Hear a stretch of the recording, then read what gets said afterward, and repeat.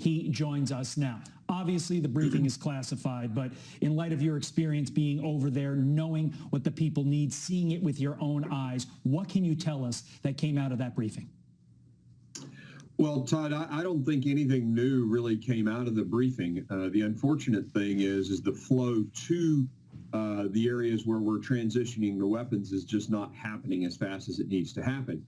The people who are there making the transitions into Ukraine are doing a great job.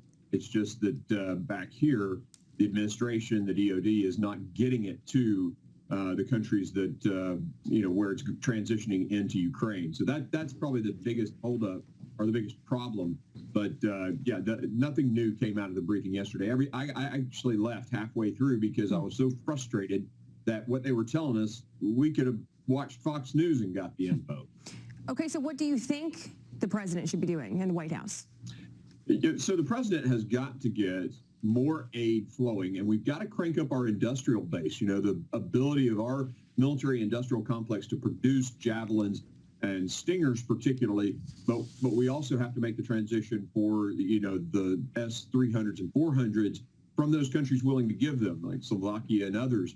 And we're having a hard time finding the backfill for those countries. So they need to step up to the plate and make this happen.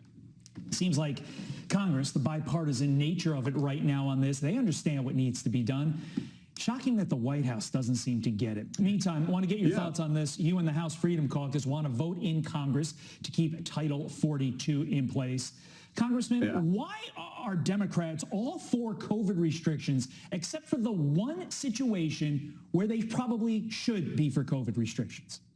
Well, look, they're for an open border, and they want that open border because they think it's going to somehow empower them.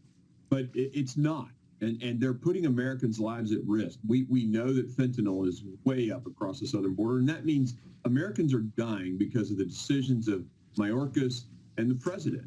And they just don't seem to care about any of that.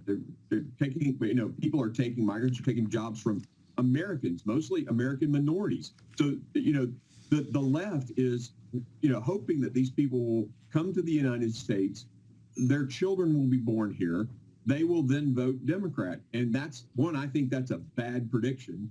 But I also think they're sacrificing American lives for that. And they'll do anything to keep that southern border open.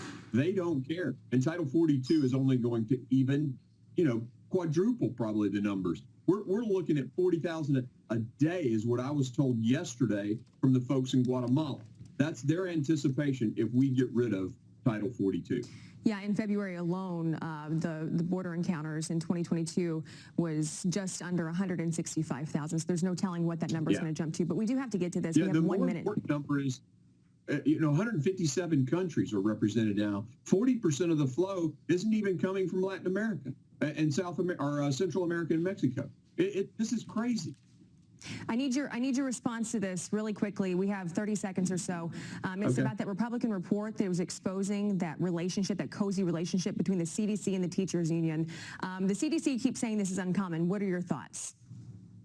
Look, it should never have happened, and they should have disclosed it. As a physician, the American Medical Association has standards. You disclose financial relationships. That union made millions of dollars of donations to this administration and to the Democrats, and yet they went to them to get their bias on their report.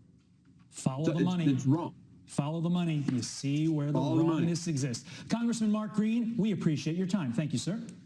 Thanks, guys. Okay.